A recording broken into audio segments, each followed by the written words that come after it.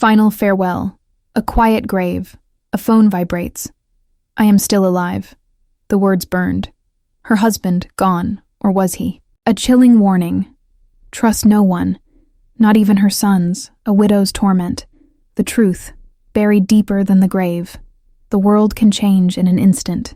Sometimes, a single message is all it takes to shatter your reality and force you to question everything. The world felt muted, a suffocating silence pressing in around Margot as the casket descended. The chill of the cemetery air was nothing compared to the ice forming in her veins. A discreet vibration against her palm shattered the fragile peace. An unknown number, a single line of text. I am still alive, trust no one. Her breath hitched, her fingers fumbling with the device. She glanced up, her gaze sweeping past the somber faces until it landed on Charles and Henry. They stood by the grave, their dark suits stark against the gray sky, their expressions unnervingly composed. A sudden, piercing doubt pricked at her heart, the message echoing ominously in her mind.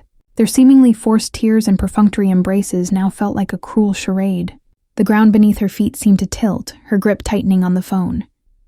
This silent tableau of grief was suddenly tainted by an unseen threat, a conspiracy she couldn't comprehend. The realization hit her with sickening force. Margot had replied, her fingers numb against the cold screen. I'm alive. That's not me in the casket. She had typed, Who are you? The response had been immediate, a gut punch delivered through cold pixels. I can't say.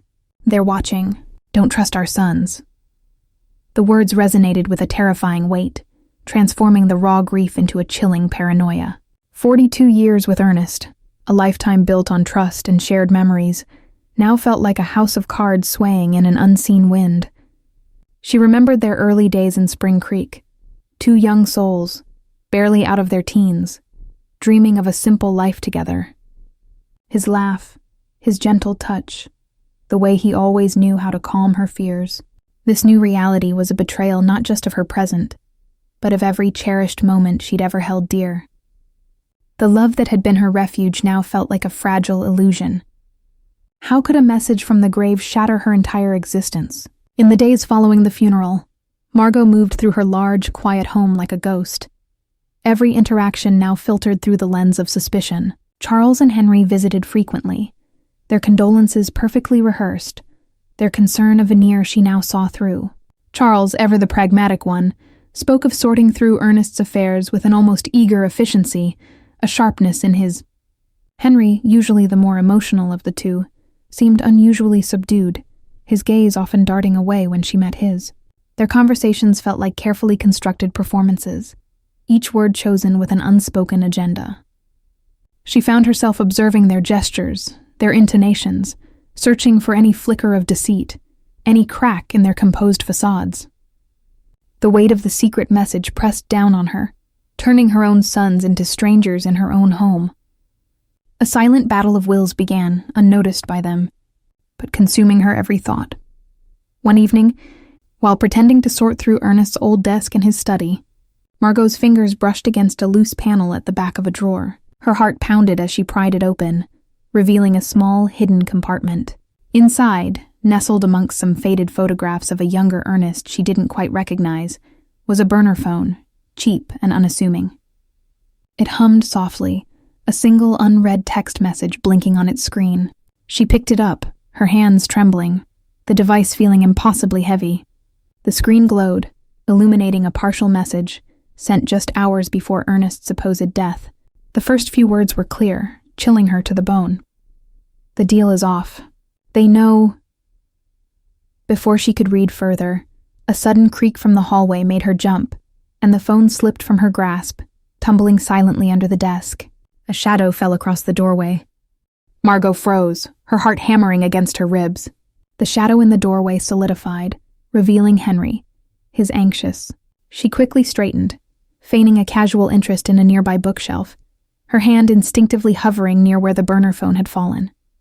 Her mind raced, desperately trying to construct a believable cover story for being in Ernest's meticulously kept study so late. Henry's presence felt heavy, a silent accusation in the dim light. He simply stood there observing her, a question unspoken in his nervous demeanor. The air thickened with unspoken tension. Each breath Margot took felt like a betrayal. She offered a tight, forced smile. The faint hum of the burner phone, now a frantic whisper in her ears, seemed to grow louder with every passing second. Her composure was a thin veil, threatening to rip apart under the weight of his gaze. She longed to retrieve the device, to finish reading that terrifying message, but Henry remained a watchful, unsettling sentinel.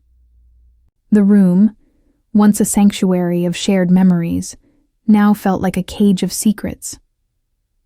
The moment Henry's footsteps faded, Margot dropped to her knees, her trembling fingers searching beneath the heavy oak desk. Her heart hammered with a desperate urgency, fearing the phone might be gone, or worse, discovered. Relief washed over her as her fingertips brushed against the cold metal. She snatched the burner phone. The deal is off. They know you're alive. Get out of the city now. The words, stark and terrifying, solidified her worst fears. Ernest hadn't just faked his death. He was in grave danger, and his life was tied to a deal and they, who knew he was alive. A wave of nausea swept through her as the implication sank in. Her quiet, dependable husband had been living a double life, entangled in something far more sinister than she could ever have imagined. The phone vibrated again, a new message flashing onto the screen. Meet me at the old mill, midnight, alone. A new, dangerous path opened before her, demanding answers. The message etched itself into Margot's mind, a constant, chilling refrain. She spent the next day moving through the house with a newfound purpose, her grief now overshadowed by a burning resolve to uncover Ernest's secrets. She began with his study again, this time meticulously searching through every book, every drawer, every hidden compartment she could find. She discovered a small, leather-bound journal tucked away behind a loose brick in the fireplace. The entries were coded, a series of dates and numbers that meant nothing to her, yet hinted at a clandestine life. Her fingers traced the elegant script, a familiar hand, yet one she now realized she barely knew. The journal, despite its cryptic nature, confirmed her terrifying suspicions. Ernest had indeed been involved in something illicit, something that had put his life, and perhaps hers, in jeopardy. The weight of his deception pressed down on her, intertwining with a fierce need to understand. As midnight approached, Margot's nerves frayed. The old mill, a crumbling relic on the outskirts of Spring Creek, felt like a place where secrets went to die. She drove her aging sedan down the deserted country road, the headlights cutting through the oppressive darkness. Every shadow seemed to hold a lurking threat, every rustle of leaves a whispered warning. Her heart pounded, a frantic drumbeat against her ribs, as the decaying structure of the mill came into view, silhouetted against a sliver of moon. She pulled her car to a stop a distance away, the engine falling silent, plunging her into an even deeper quiet. As she stepped out, the air was heavy with damp earth and decay. A movement in the periphery of her vision made her freeze. A figure emerged from the deeper shadows of the mill. Not the familiar silhouette she hoped for, but a leaner, more imposing presence. It was Charles standing there, his piercing gaze fixed directly on her. He had followed her.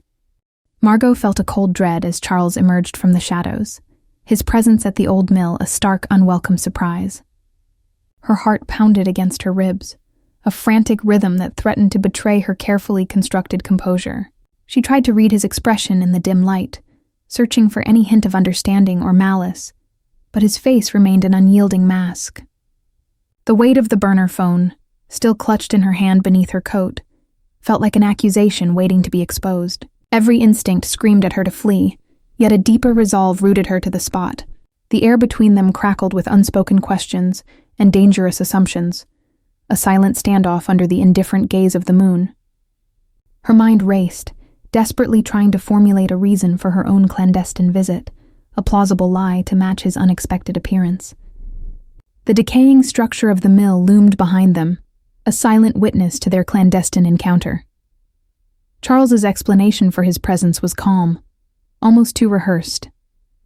He spoke of a late-night drive, a need for solitude after Ernest's death, a familiar route that brought him past the old mill.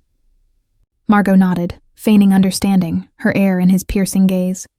She offered a vague, non-committal reply about needing fresh air, her voice carefully modulated to hide the tremor of fear that still vibrated within her. The conversation felt like a delicate dance, each step calculated, each word a potential trap. She sensed a hidden agenda, an unspoken question lingering beneath his casual tone, but she couldn't pinpoint its source. The quiet hum of the burner phone in her pocket felt like a ticking bomb, threatening to expose her true purpose and unravel her tenuous pretense of innocence. The encounter with Charles left Margot shaken but more resolute than ever. Back in the quiet solitude of her study, the memory of his calm, scrutinizing, she realized the depth of the deception she was facing, a web potentially woven by her own flesh and blood.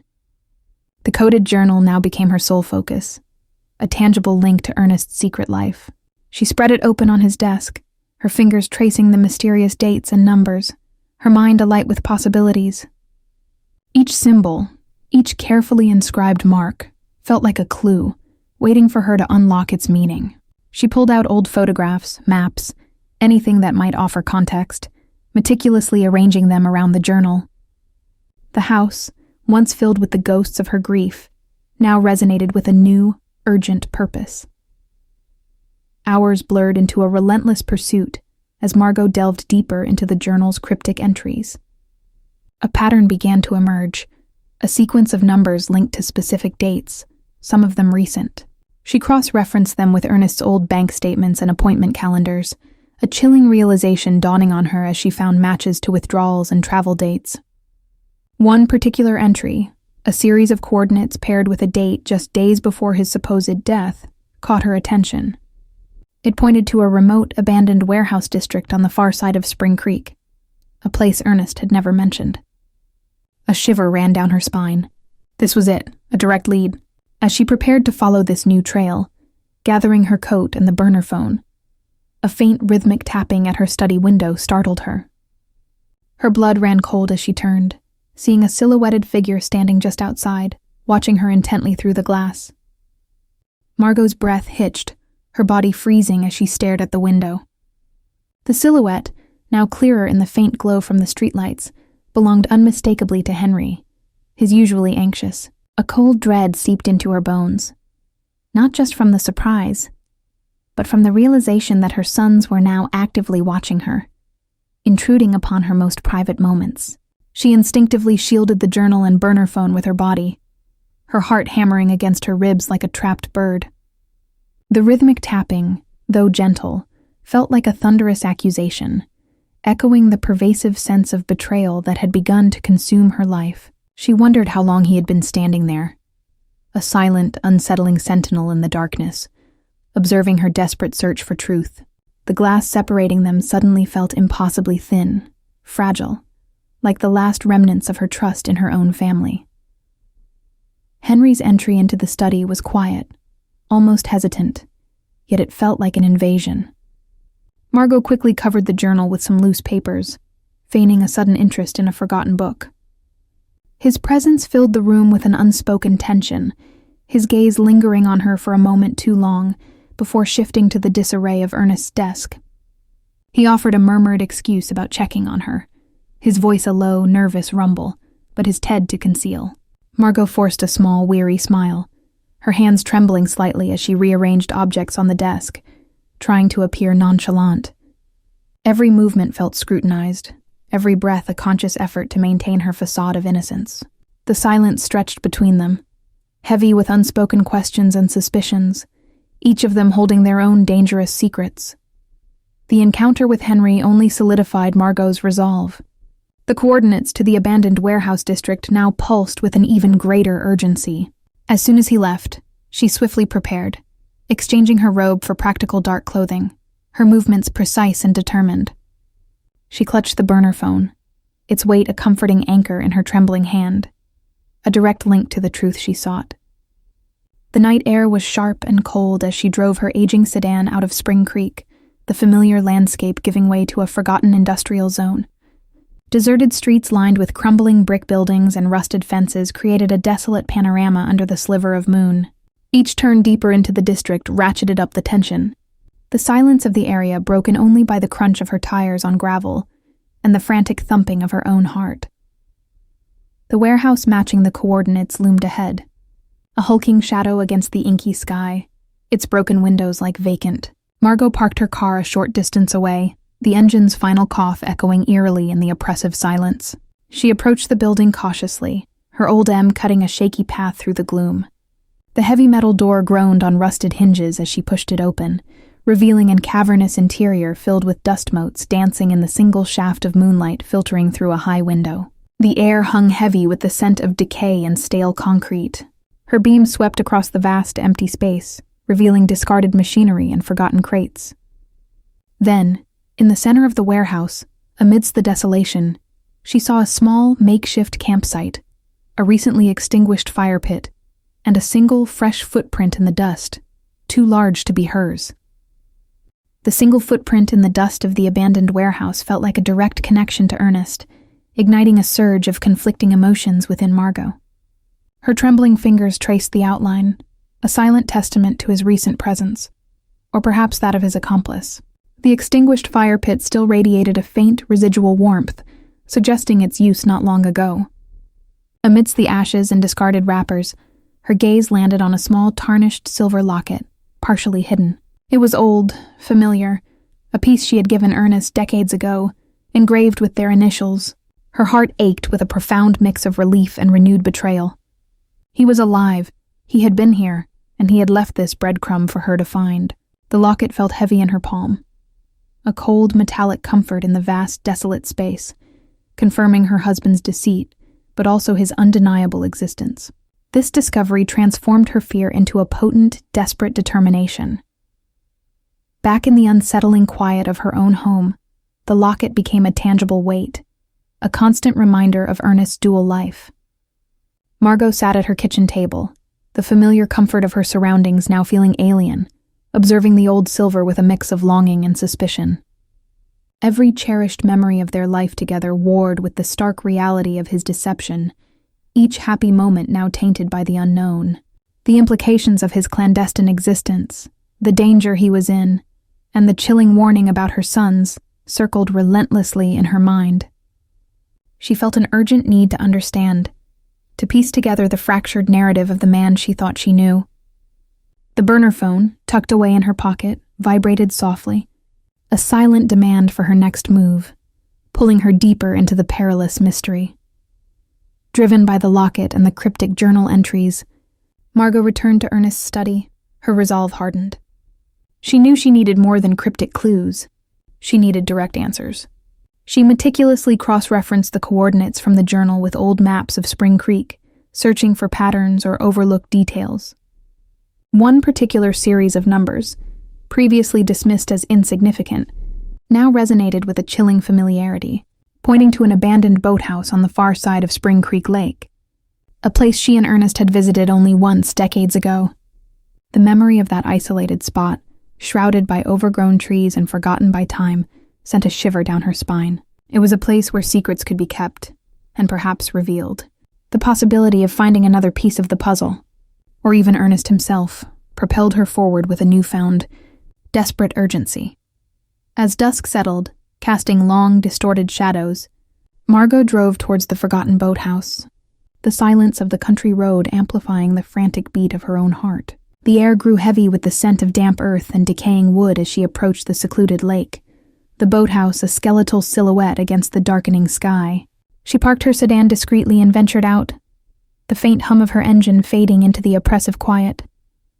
The old wooden structure loomed, its planks groaning under the weight of time, its windows like vacant. Her handheld flashlight beam cut a shaky path through the encroaching gloom as she pushed open the creaking door. Inside, amidst the dust and cobwebs, a single faded photograph lay face down on a rickety wooden bench. As she carefully turned it over, the image on the other side stopped her breath, revealing a younger Ernest, undeniably alive, standing beside a familiar figure she hadn't expected to see. It was Charles, his arm casually slung around his father's shoulder, both of them smiling, standing in front of a building that looked suspiciously like the abandoned warehouse. The faded photograph trembled in Margot's hand, its revelation striking her with the force of a physical blow. A younger Ernest, undeniably alive, stood casually beside Charles, his arm slung around his son's shoulder. both smiling broadly in front of what looked exactly like the abandoned warehouse she had just visited. The image shattered the last vestiges of her denial, replacing it with a cold, sickening certainty. This wasn't just about Ernest's secrets. It was about Charles, her own son, entangled in a web of deceit she couldn't comprehend. The betrayal was a bitter taste in her mouth, a cruel twist in a narrative she was still struggling to piece together. Every memory of Charles, every act of filial concern since Ernest's funeral, now felt like a carefully constructed lie. The dimly lit boathouse, once a place of nostalgic solitude, now felt like a vault of family treachery. She clutched the burner phone, its silence screaming louder than any words, as a profound sense of isolation washed over her. Her world tilted again, but this time, the ground beneath her felt irrevocably fractured by the weight of her son's complicity. The image solidified her suspicions into a horrifying truth, a truth that implicated her own blood. Margot drove home in a daze, the photograph burning a hole in her mind, each mile taking her further from the boathouse but deeper into the labyrinth of her family's deception. The familiar comforts of her house offered no solace. Instead, they felt like a stage set for a play she never auditioned for. She moved through the quiet rooms like a phantom, the weight of the new revelation pressing down on her, turning every shadow into a potential conspirator. The burner phone remained clutched in her hand, a cold, hard link to the dangerous reality unfolding around her. Her gaze kept returning to Ernest's study, now a repository of terrifying truths, beckoning her with its silent challenge. The knowledge of Charles's involvement shifted her focus, making her scrutinize every past interaction, every fleeting glance, searching for the telltale signs she had been blind to. This was no longer just about a missing husband. It was about a son she thought she knew, standing at the precipice of a shocking betrayal. The silent house amplified the chaos in her mind, a symphony of suspicion and heartbreak. The next morning, the urgency to revisit the abandoned warehouse became an undeniable imperative. Margot knew she had to return, this time with a specific purpose fueled by the damning photograph. She concealed the image deep within her coat pocket, its presence a constant, chilling reminder of Charles's duplicity. Her movements were deliberate, each step a calculated risk, as she prepared to re-enter a place now irrevocably tied to her son's secret life. The drive back to the industrial outskirts of Spring Creek was tense, the landscape blurring into a grim tableau of forgotten structures and whispered secrets. As she neared the warehouse, its looming silhouette against the gray sky seemed to mock her past naivety. She had to find something more, something concrete that explained the photograph, something that exposed the full extent of the conspiracy that had swallowed her husband and now threatened to consume her family. The desolate landscape mirrored her own fractured state of mind. Inside the cavernous, dust-filled warehouse, Margot meticulously retraced her previous steps, her flashlight beam cutting through the gloom, searching for anything new, anything she might have overlooked. Her gaze swept across the makeshift campsite, the extinguished fire pit, and the scattered remnants of someone's recent presence. This time she wasn't just looking for Ernest. She was looking for traces of Charles, for any sign of his specific involvement. Her trembling fingers ran along the cold metal of discarded machinery, the rough texture of rusted barrels. Then, behind a stack of weathered wooden crates, almost perfectly camouflaged, she noticed a small, intricately carved wooden box. It was old, clearly out of place amidst the industrial decay, and she recognized its unique craftsmanship instantly. Ernest had given her an identical one on their 5th wedding anniversary. As she reached for it, a sudden, distinct creak echoed from the far end of the warehouse, a sound that wasn't the wind, and a shadow detached itself from the deeper darkness, unmistakably male, moving swiftly towards her. The sudden creak and the swiftly moving shadow froze Margot mid-reach, her fingers inches from the carved wooden box. Her heart leaped into her throat, a choked gasp caught in her chest as the figure emerged from the deeper gloom. It was unmistakably Charles, his silhouette growing sharper with each step, his gaze fixed directly on her. The air in the cavernous warehouse grew impossibly heavy, thick with the dust of secrets and the crushing weight of his unexpected presence. She instinctively pulled her hand back, trying to appear nonchalant, as if merely observing the decaying surroundings. A desperate tremor ran through her, the discovery of the box and her son's sudden appearance colliding into a terrifying realization. The fragile truce between them, built on unspoken suspicions, shattered in that instant. His silent advance felt like an accusation, a direct challenge to her clandestine investigation. She gripped the omfort amidst the escalating tension. The thought of confronting him here, alone, in this desolate place, filled her with a profound sense of dread. The pervasive silence of the industrial space only amplified the pounding of her own heart, each beat a frantic warning. Charles stopped a few feet away, his piercing gaze sweeping over the scene, an unspoken question hanging in the air. Margot forced herself to breathe, her mind racing for an explanation, for a way to divert his attention from the very thing she had just found. She gestured vaguely at the desolate space, murmuring about a forgotten curiosity, a morbid fascination with urban decay. His Arcor. The intricately carved wooden box remained hidden behind the crates, a silent accomplice in her deception, its secret still safe for now. The sheer audacity of his appearance, his constant surveillance, fueled a simmering anger beneath her fear.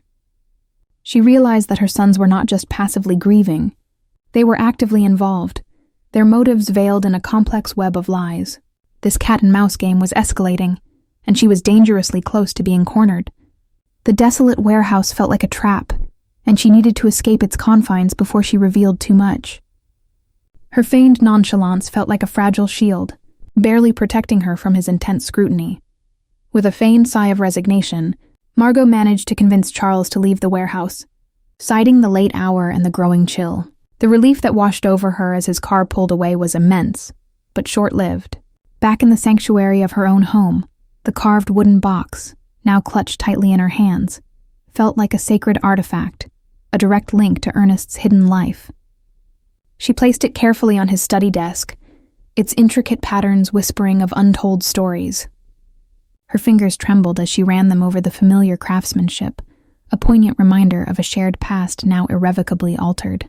The box was heavier than she expected, and as she examined it closely, she noticed a faint seam along one side, almost invisible. With a delicate touch, she discovered a tiny, hidden clasp.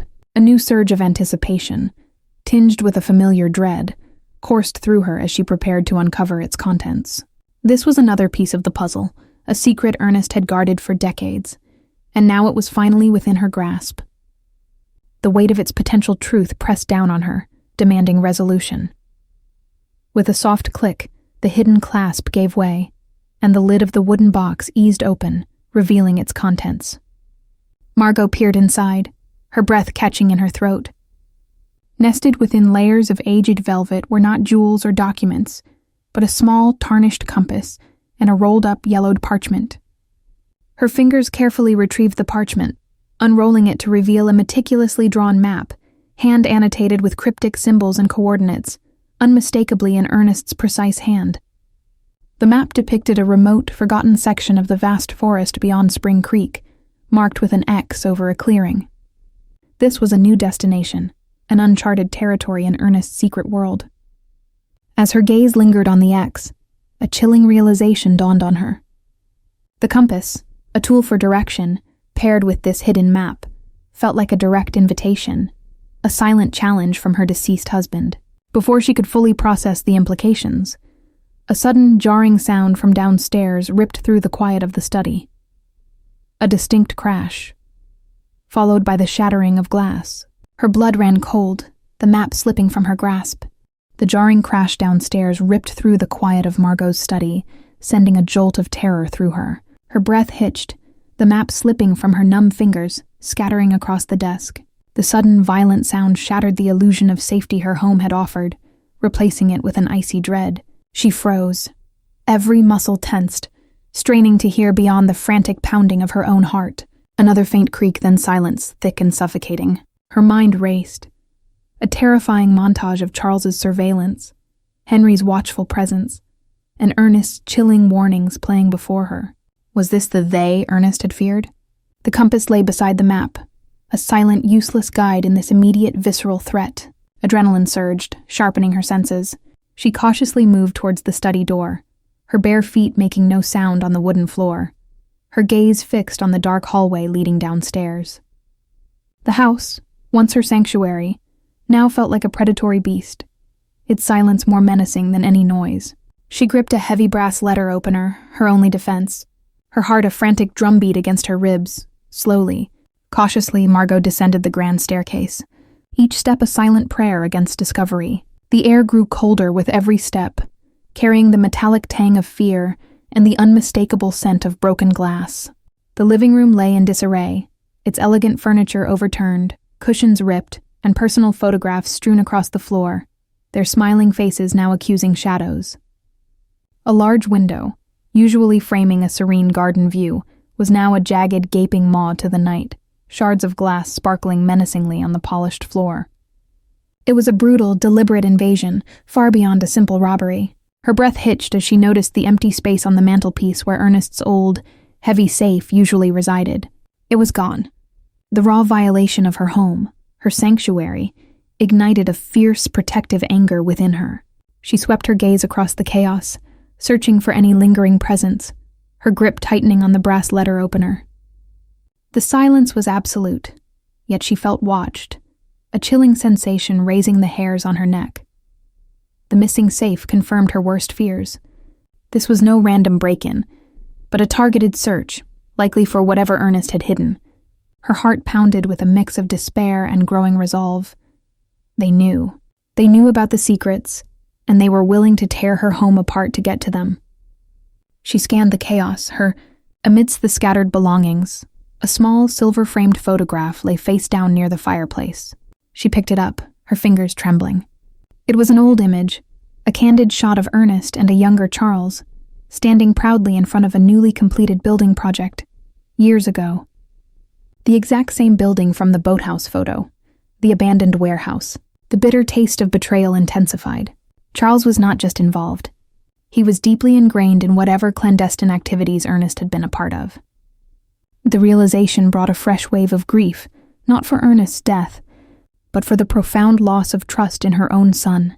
The image in her hands, coupled with the ransacked house, left no doubt. Charles was a central figure in this dangerous game. The map to the forest clearing, now lying in the upstairs study, became her only viable path forward. A desperate gamble for truth and survival. She could no longer trust the safety of her home, nor the false comfort of her son's presence. Every moment she lingered felt like an invitation to further danger. The night was still young, and the path Ernest had laid out, however perilous, seemed to be her only hope. She moved with renewed urgency, a cold determination replacing her fear. Gathering the map, the compass, and the burner phone, she made her way silently out the shattered window, avoiding the front door. The cool night air enveloped her as she slipped into the shadowy garden, a lone figure disappearing into the vast, unknown. Her gaze was fixed on the distant tree line, a silent promise of answers, or perhaps a final confrontation. The cool night air bit at Margot's exposed Y in one hand, the burner phone a cold comfort in the other. Every rustle of leaves, every snap of a twig beneath her feet, echoed ominously in the oppressive silence, raising goosebumps on her arms.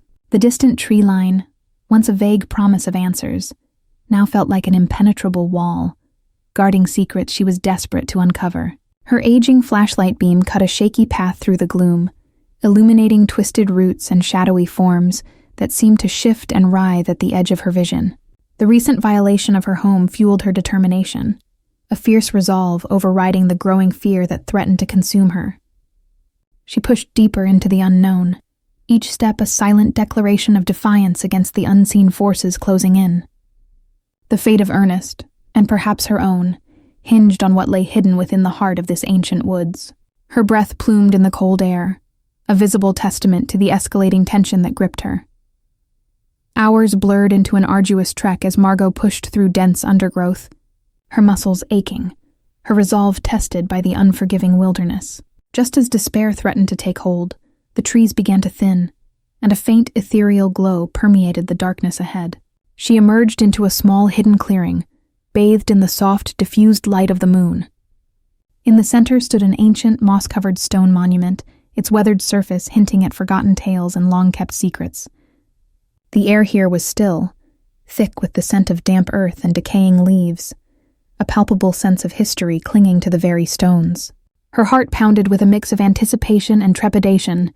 The X on Ernest's map now materialized before her. This was the destination, the place where Ernest had guided her, a silent beacon in his intricate web of deception. The monument loomed, a stoic sentinel waiting to reveal its truths, or perhaps its final, crushing blow. Margot approached the stone monument with a reverence born of desperation, her trembling fingers tracing the intricate carvings etched into its cold surface. She ran her hands along its rough contours, searching for any sign of a hidden compartment, a subtle indentation that might reveal its purpose. Her gaze swept over the weathered stone, noting faint symbols that mirrored some in Ernest's coded journal, a silent confirmation of his meticulous planning. Her breath caught as her fingertips brushed against a barely perceptible seam near the base, expertly concealed beneath a layer of moss and grime. With a surge of renewed hope, she carefully pried at the stone, revealing a small, damp recess within. Inside, nestled amongst the earth, lay a sealed, brittle envelope and a single old, tarnished silver ring, unmistakably Ernest's wedding band. The sight of his ring, a symbol of their broken vows, sent a fresh wave of grief and betrayal washing over her, yet solidified her determination to uncover his ultimate truth. With a mix of dread and anticipation, Margot carefully unsealed the brittle envelope, her fingers trembling as she extracted its contents. Inside, nestled amongst some dried leaves, was not a letter, but a single faded photograph. Her CK at her, the image depicted a younger Henry, his usual anxiousness replaced by a sly, knowing smirk, standing beside an older, stern-looking man she didn't recognize, both of them poised in front of a sprawling, dilapidated mansion. Their expressions were unsettlingly conspiratorial, their body language hinting at a shared secret, a deep, unsettling alliance.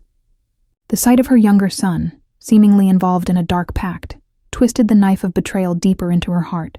The initial warning to trust no one, especially her sons, echoed with a chilling new clarity, painting Henry in a light far more sinister than she could have ever imagined. As she stared at the damning photograph, a sudden, cold gust of wind swept through the clearing, extinguishing her flashlight and plunging her into absolute darkness, leaving her isolated and vulnerable, surrounded by unseen. The clearing plunged into absolute darkness, the sudden void amplifying Margot's terror. Her heart hammered against her ribs, the chilling photograph of Henry and the stern man a phantom weight in her numb fingers. Every unseen rustle in the ancient woods seemed to whisper conspiracy, every shadow a lurking threat. She fumbled for her whelming blackness. The faint glow of its screen, when it finally flickered to life, offered little comfort, casting distorted, eerie shadows around the moss-covered monument. The image of her youngest son, Henry Hayes, now seen through a lens of profound betrayal, burned in her mind. His anxiouser memory. The trust no one warning from Ernest echoed with a terrifying new clarity, a testament to her blindness. She knew with a certainty that chilled her to the bone, that the answers she sought lay not in the shadows of the forest, but in the heart of her own fractured family. Margot returned to her ransacked home, the shattered window a gaping wound in the familiar facade. The sight of the overturned furniture and strewn memories now held a new, chilling context, a direct consequence of the secrets she was about to expose. She moved through the chaos with a grim determination, the photograph of Henry clutched tightly in her hand. A faint light emanated from Ernest's study, drawing her in with an undeniable pull. As she approached the doorway, Henry emerged, his figure silhouetted against the dim light within the room. His usual anxious, desperate hope. The air crackled with unspoken tension, the weight of their shared yet separate secrets pressing down on them both. She knew this was the moment, the confrontation that would unravel everything. Margot stepped into the study, the damning photograph extended, its faded image stark against the subdued lighting.